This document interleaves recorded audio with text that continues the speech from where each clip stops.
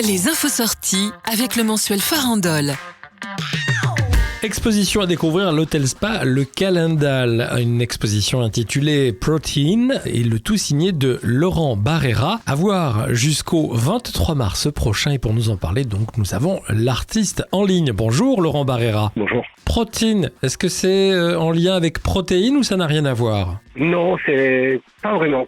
C'est en lien avec Proté, qui est en fait un dieu grec, et ça a donné le mot protéiforme. Donc protéiforme, c'est vraiment l'idée de plusieurs formes possibles, et ce dieu-là, en fait, avait cette possibilité-là de se métamorphoser. Donc c'est un sujet pour un photographe qui est assez porteur. Et alors je l'ai prononcé à l'anglaise, vous le prononcez comment? Oui, Protéane. Protéane, voilà ce qui évoque beaucoup plus c'est bien le côté antique que vous avez choisi et mythologique à la fois. Alors justement, on va parler un petit peu de ce que vous allez proposer, de ce que vous proposez donc à l'hôtel spa Le Calendal. Déjà, la rencontre avec ce lieu, pourquoi choisir un lieu qui est un lieu de passage, de vie également, et qui est à l'inverse d'une galerie conventionnelle? Oui, moi c'est un lieu que j'ai découvert pendant les rencontres d'Arles, en fait, en plein été, et c'est quand même un lieu, effectivement, un hôtel assez connu pour beaucoup de photographes et beaucoup de gens qui viennent à Arles, parce qu'il est juste à côté des arènes, et en plus, il y a cette chance d'avoir un espace d'exposition dans le hall d'entrée et dans différentes pièces, un espace d'exposition bien éclairé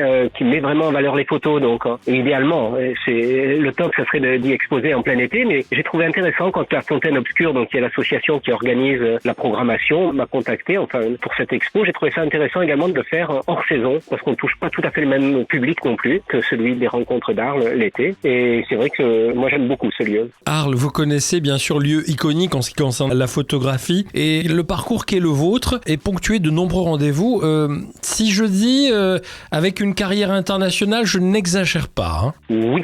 En même temps, c'est vrai que ça a pas mal influencé mon style photographique d'aujourd'hui. Parce qu'en fait, avant ça, j'étais donc un vigneron en Provence. Et à l'occasion donc, de mon travail de vigneron, j'exportais beaucoup de vin au Japon notamment. Et ça m'a amené à y voyager. Et c'est vrai que le Japon est extrêmement inspirant pour la photographie. Et puis pour leur façon de voir l'art également. Dans le quotidien, dans la beauté, dans la simplicité. Tout le côté zen également qui est très intéressant. Moi, je suis vraiment tombé en amour, comme on dit au Québec, avec le Japon. Et donc, lorsque j'ai vendu mon domaine viticole, en fait, j'avais vraiment à cœur de devenir artiste à temps plein pour aller un peu plus loin dans la créativité en m'appuyant sur cette esthétique japonaise. Et en fait, j'ai développé tout un travail photographique autour de l'esthétique japonaise.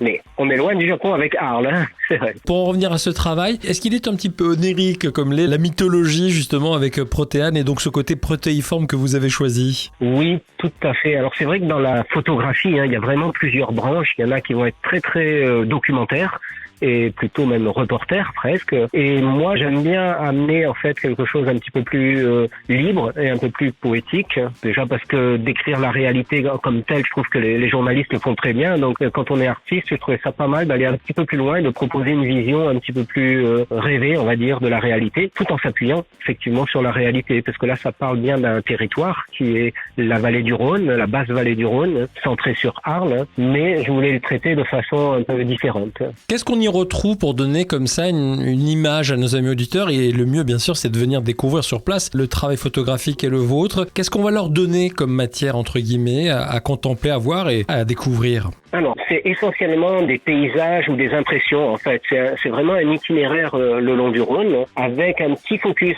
sur Arles, sur les arènes d'Arles, où il y a une partie des photos qui ont été faites dans les sous-sols des arènes, et une autre partie aux Aliscamps, dans la nécropole, parce que ça tombait très bien avec mon sujet sur la mythologie grecque. Effectivement, je me suis appuyé sur ce patrimoine gréco-romain. Et donc, on voit essentiellement, j'aurais tendance à dire des paysages, mais il y a quelques personnages qui apparaissent aussi de façon éclairée, on les reconnaît pas vraiment, c'est pas de la photo de rue non plus, c'est un peu entre les deux. Ça mérite en tout cas de venir le découvrir. Vous n'êtes pas centré sur l'humain, il participe au décor, entre guillemets. Ah oui, tout à fait. Dans mon travail précédent, en fait, j'étais vraiment centré sur les carpokoi et sur l'univers japonais. Donc, c'est moi mon travail en général général est plus sur la nature ou voire sur les animaux, rarement sur l'humain. Et là, c'est la première fois, parce que je parle d'un territoire où j'ai trouvé intéressant aussi d'y amener quelques touches humaines. Notamment, à un moment donné, on voit des zones en Camargue où là, on voit des humains qui apparaissent, mais à chaque fois, c'est de façon très subtile, quoi, en fait. Très subtil. Et je vois notamment le visuel que vous avez utilisé pour faire la promotion de ce rendez-vous arlésien, où l'on distingue, on pense voir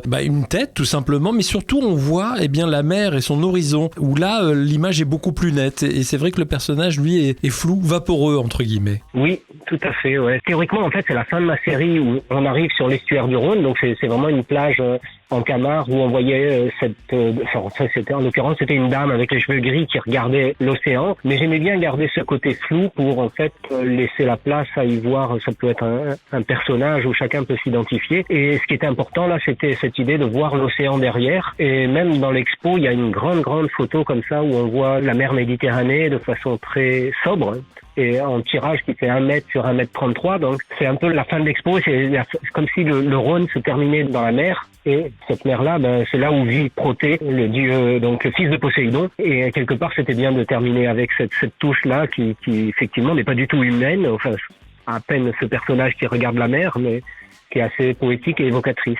Moi, je pense qu'il faut inviter nos amis auditeurs à venir découvrir, parce que là, avec ce qu'on leur dit, on est à 1000 lieues de ce qu'ils vont découvrir, vraiment, amis auditeurs. Voilà, venez, surtout que l'hôtel Spa Le Calendal, il a cette magie, c'est-à-dire qu'il ne vous demande pas vos papiers à l'entrée. C'est-à-dire que si vous venez voir l'expo, on ne vous réclamera pas de prendre une collation, de vous installer ou quoi, non. Vous venez comme simple visiteur respectueux de l'exposition et découvrir donc le travail de Laurent Barrera. Et moi, j'ai bien aimé, parce que dans l'un des clichés, je ne sais pas d'ailleurs s'il sera présent pour cette exposition, je crois que vous avez photographié le fantôme des arènes. Oui.